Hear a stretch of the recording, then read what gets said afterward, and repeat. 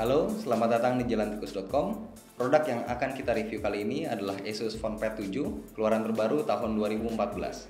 Siapa yang menyangka, dengan harga yang hanya 1,6 jutaan, PhonePad 7 berhasil tampil menawan dari sisi desain. Satu-satunya kelemahan yaitu terletak pada bidang layar, di mana layar PhonePad 7 terlihat berwarna abu-abu atau lebih terang dari bingkai layarnya. Hal ini mengurangi kemewahan desainnya. Secara keseluruhan, desain PhonePad 7 cukup memuaskan, baik ketika dipandang maupun ketika dipegang. Selain dibalut warna menarik, bagian belakang PhonePad 7 juga memiliki kontur khusus. Kontur tersebut berperan untuk melindungi tablet dari goresan. Dengan dimensi 7 inci, PhonePad 7 turut disertai dengan kemampuan komunikasi yang lengkap. Kamu bisa asyik menelpon menggunakan satu tangan, terutama bagi kaum pria yang memiliki ukuran telapak tangan lebih besar dari wanita. Selanjutnya, kami akan membahas dari sisi software. Apapun jenis perangkatnya, baik itu smartphone maupun tablet, Asus tetap membekalinya dengan Zen UI. Salah satu tujuan utama Asus dalam menciptakan Zen UI adalah untuk memudahkan penggunaan.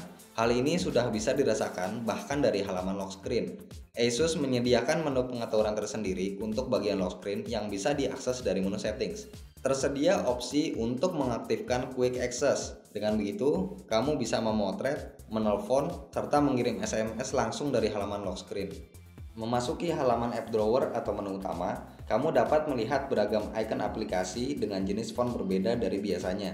Yang menarik dari halaman app drawer ini adalah tersedianya opsi untuk mengunci aplikasi dengan sistem password. Misalnya, kamu tidak ingin aplikasi BBM dibuka oleh orang lain, maka orang lain selain kamu tak akan bisa membukanya kecuali ia mengetahui passwordnya.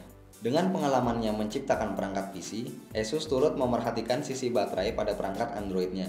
Melalui menu power management yang ada di menu settings, Asus menawarkan pengoptimalan ketahanan baterai PhonePad 7 dengan 3 pilihan skema penghematan, yaitu Ultra Saving Mode, Optimize Mode, dan Customize Mode. Di dalam Zen UI, Asus turut menyertakan beberapa aplikasi bawaan yang sangat berguna, seperti Supernote untuk membuat catatan ringkas yang dilengkapi dengan gambar, serta Splendid untuk mengubah temperatur warna pada layar.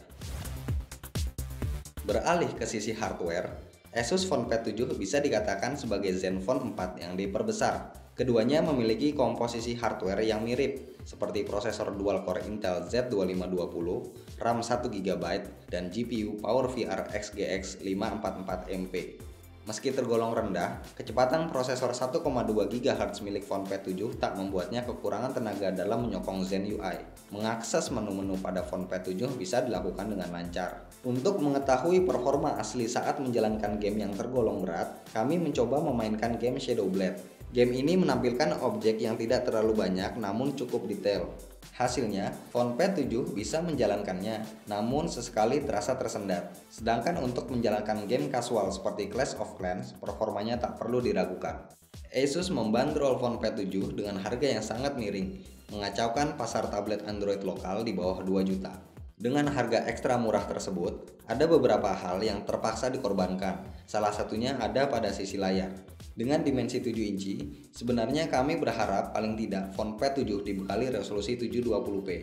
Namun kenyataannya, resolusi yang dimiliki hanya 1024x600 pixel, membuat kualitas tampilannya tidak tajam, terutama saat menampilkan tulisan. Masih dari sisi layar, PhonePad 7 juga tidak memiliki fitur auto brightness, sehingga penggunaan di luar ruangan dengan cahaya matahari terik menjadi tidak optimal dan merepotkan. Pasalnya, kita harus mengatur brightness secara manual. Berkebalikan dari layarnya, sisi audio PhonePad 7 terasa jauh lebih baik. Dengan embel-embel Sonic Master, kualitas suara yang dikeluarkan dari lubang speaker di bagian atas layar terdengar prima. Tak lengkap rasanya menguji performa perangkat Android tanpa menyertakan pengujian sintetis. Berbekal jeroan utama dari Intel yang masih menggunakan CPU dual-core, performa PhonePad 7 nyatanya masih terasa nendang. Ini dikarenakan Intel Atom Z2520 yang digunakan sudah dibekali dengan teknologi hyperthreading yang bisa memunculkan dua core virtual ketika dibutuhkan. Singkatnya, teknologi ini seolah membuat prosesor dual-core yang digunakan bisa berjalan seperti prosesor quad-core. Berikut ini adalah hasil benchmark sintetis dari PhonePad 7.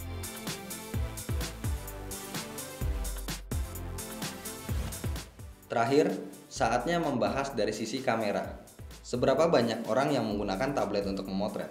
Rasanya, mayoritas pengguna gadget lebih nyaman memotret menggunakan smartphone dibanding tablet. Atas dasar persepsi inilah, kami menyimpulkan bahwa sisi kamera bukanlah aspek terpenting dari sebuah tablet, walaupun harus tetap ada. Teknologi Asus Pixelmaster membuat kamera phone pad seakan bisa menghasilkan kualitas optimal. Namun kenyataan berbicara lain. Hasil jepretan phone pad 7 terlihat pucat dan banyak noise. Wajar saja karena kameranya hanya beresolusi 2 megapiksel. Untungnya, kamu masih bisa banyak berkreasi dengan kameranya karena Asus menyediakan berbagai pilihan mode foto yang menarik seperti HDR, time rewind, miniatur, smart remove, beautification, hingga GIF animation. Beberapa jenis pengaturan yang bisa kamu gunakan antara lain mengubah ISO, mulai dari ISO 50 hingga ISO 800. Kamu juga bisa mengaktifkan fitur anti-shake untuk mengurangi blur yang dihasilkan. Sedangkan untuk memotret dengan mode burst, kamera phone pad 7 bisa hasilkan hingga 100 foto dengan cara menekan tombol shutter secara terus-menerus. Salah satu fitur menarik yang bisa dinikmati yaitu time rewind. Fitur ini bisa menangkap hingga 16 foto dalam sekali jepret.